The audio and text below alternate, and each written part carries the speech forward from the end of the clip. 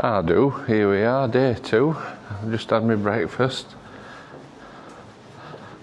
And we're up near Abbey. I've got company today. My sister's with me, but she's camera shy, so I won't film her.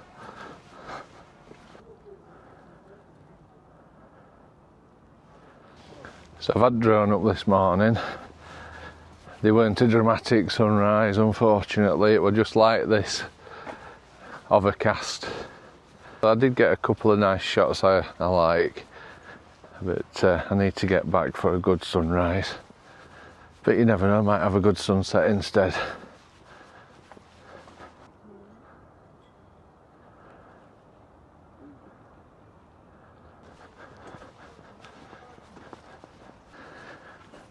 Here we are at the top at 199 steps in Whitby. That's Church of St Mary the Virgin. And they usually have a Christmas tree festival in there. I can see some lights through the window, so they might still have it on this year, although I'm not 100%.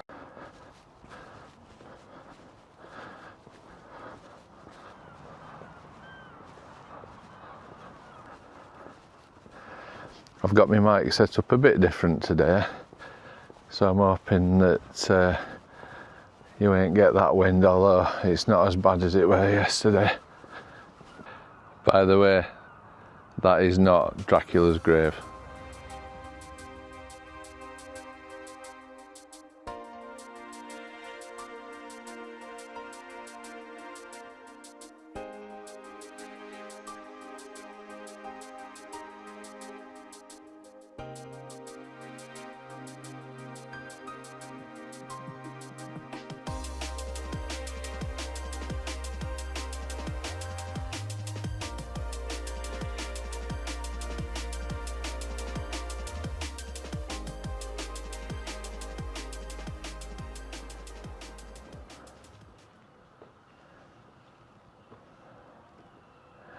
So I'm just going to have a walk round to Fortune's Kippers.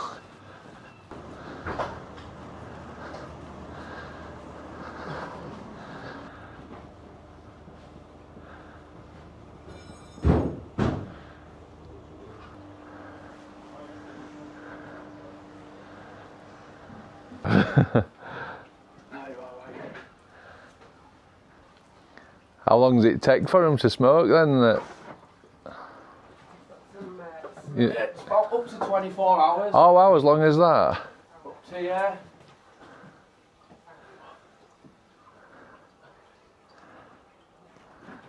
So I just want to say a big thank you to Fortune's Kippers in Whitby, as they let me film them preparing kippers for smoking.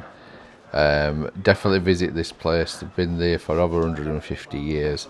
So if you head towards 199 steps, but don't go up them, just walk along Henrietta Street, you'll see it on the right, and that's the last traditional smokehouse in Whitby.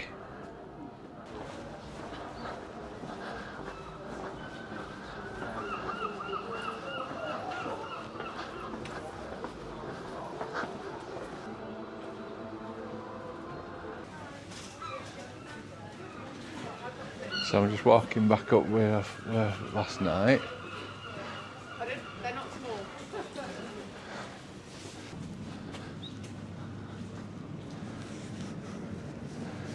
So back in Market Square, just gonna have a look at some.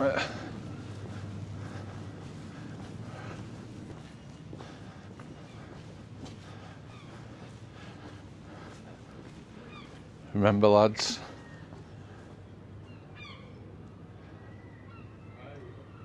Looks like tide's in.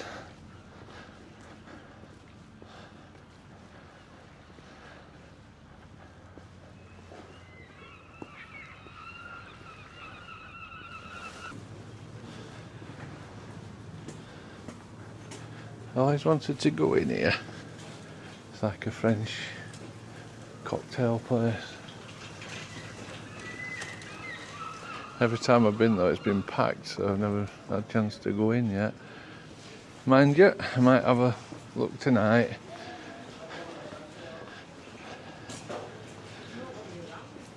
So what I'm going to do now is I'm going to have a walk down to Hill Sands.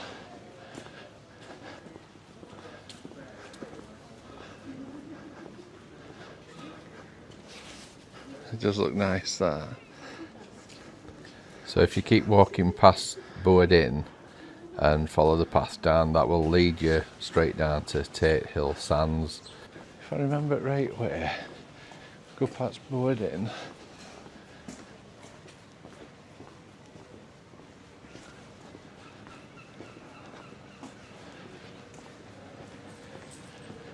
Just down here, look.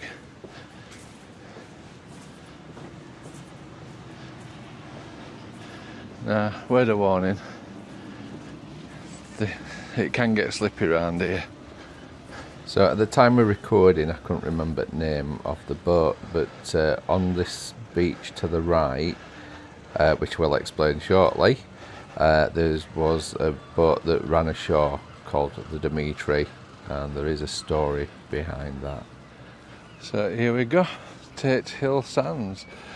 Now this little beach, it might look unassuming to you. Looks like it could do with clean and all. But this is where the Dracula story began. So basically a ship washed up ashore on these sands. And that's true, that's not made up for Dracula book, novel, whatever you want to call it. And the shipwreck, well, it weren't a wreck, it was just that I don't think there were anybody on it once it washed up. I'm presuming back then the harbour walls didn't go out like they do now, so this bit may have well been open to elements. So anyway, a ship washed ashore on here, no signs of crew or anything like that. But according to the Dracula story, a big dog left the ship and pounded up the stairs towards Whitby Abbey, which is just behind the church. I didn't mean to say stairs, I meant to say the steps, the 199 steps. And that's basically where Dracula began. This unassuming beach in Whitby. So Bram Stoker, he was stopping, well, he stopped in various places around Whitby as well. One of the places, which I'll try and get later, is basically, if you saw my video, well, the last video I did when I was on the Khyber Pass, it's at the top there. I don't know if you can make it out again, because it is quite a wide lens on here. And basically where the crescent is, there's actually one of the buildings has got a blue plaque on saying that Bram Stoker stopped there when he was writing Dracula. So not only is Whitby famous for that, but also at Whitby Abbey they determined when Easter would be. So whenever you have Easter, the dates are determined, and it all comes from Whitby. Pretty cool, eh?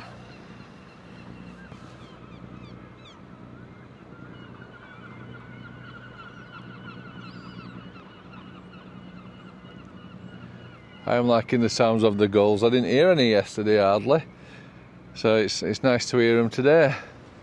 So what I'm going to do now is we'll walk back where I came and go over towards the beach, although I won't be going up beach because tide's in. But I will be walking past Fortunes where I went earlier today. Neck this bit steep. I thought I might have timed it right we are to a vanning place, but unfortunately I'm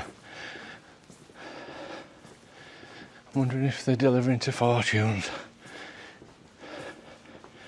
You can smell them kippers smoking what you put in this morning.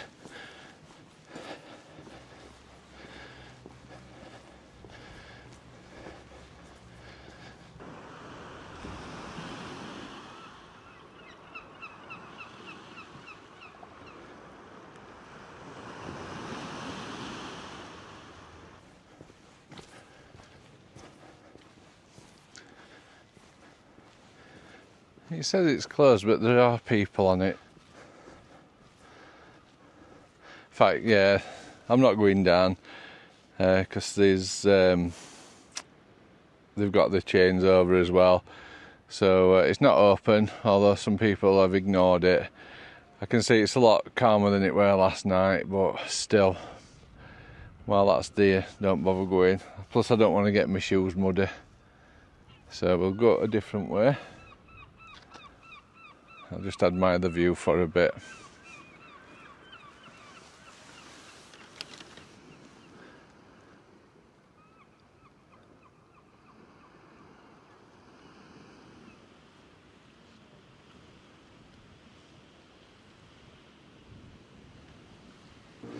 I'll have a walk back now. I'm going to come out later if it's not banging it down. They are forecast rainfall later, so see what happens with that. But I'm going to humble pie and mash for my dinner. So if you're in Whitby, definitely try there because it's gorgeous. Steak pie for me, please. You've got to have some Henderson's relish on it. That's just law when you're in Yorkshire. I do like it on here. This is called Henrietta Street. It's like walking back in time, especially at night. It's absolutely lovely. Some lovely houses on here. No good for parking though.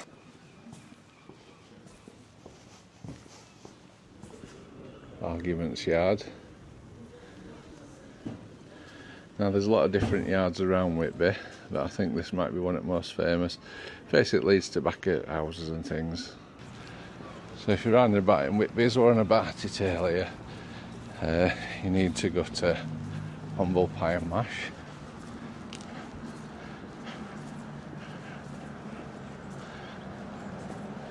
If you like pies, this is a place to go.